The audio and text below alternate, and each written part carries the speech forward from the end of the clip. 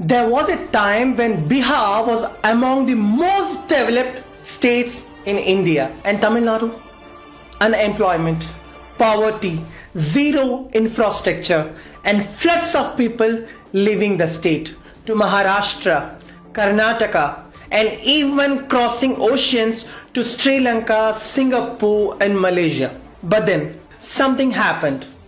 Entered the Dravidian moment, a moment that didn't promise you a seat in heaven, but one in a classroom, where leaders were not selling dreams, they were building schools.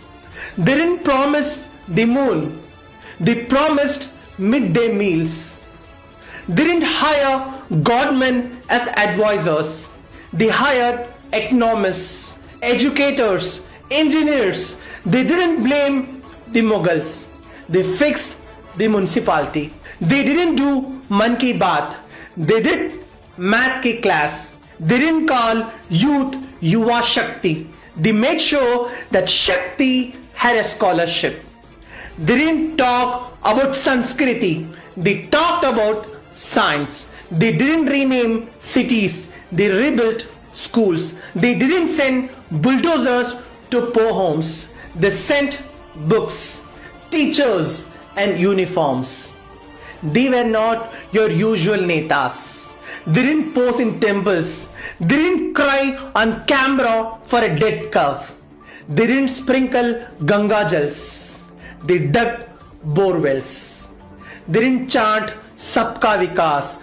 They delivered it on a stainless steel plate at 1 p.m. sharp. They worked for free education, social justice, and most importantly, the confidence to say, I may be dark, but I am not dumb. Today, Tamil Nadu is industrialized, not just in factories, but in thinking.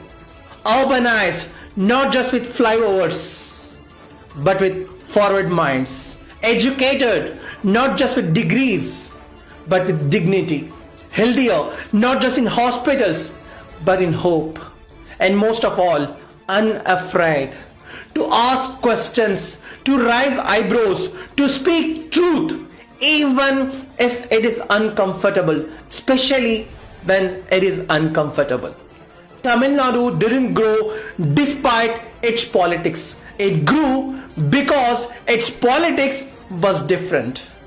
The kind where temples can be run by the government, but the government can't be run like a temple. Where politicians didn't ask for your vote in exchange for heaven, but gave schools, seats, and self-worth right here on earth. Tamil Nadu's story is not a miracle, it's a model. One that says you don't need a Baba, you need a budget. You don't need rituals, you need rights. You don't need Gauraksha, you need job security. In Tamil Nadu, development wasn't measured by how many temples you renovated, but how many first generation graduates walked into colleges wearing slippers and dreams. And no, this wasn't some overnight success story. It took decades of work from some, like Periyar, who didn't break idols for fun. He shattered the idea that birth decides your worth. Who didn't ask people to believe in God. He asked them to believe in themselves. From Kamarajar, a man who never wore a watch, yet made sure every child reached school on time. A man with no degree, yet made sure every child could earn one. From Anna, who proved that Tamil pride can roar louder than any Delhi echo. He spoke Tamil, dignity and democracy in the same breath. From Kalaignar, the writer who turned resistance into verses and verses into welfare. He didn't just pen scripts for films. He rewrote the script of Tamil Nadu itself. From theatre to legislature, he proved that ink can move mountains. He built Tamil Nadu brick by brick, bill by bill.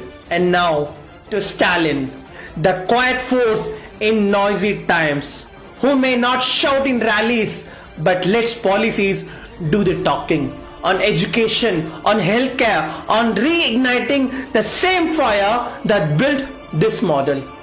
Muthuvel Karunanidhi Stalin என்னும் நான் Carrying forward a legacy not of slogans but of service. So, the next time someone says Dravidian politics divided people, you tell them, yes, it divided people from ignorance, from caste slavery, from linguistic bullying. They taught the rest of India that God won't fix your village. A textbook will. Shlokas, mantras, prayers, duas won't get you a job. A vocational course might. Shouting Bharat Mata Ki Jai doesn't make a career. Skill development might.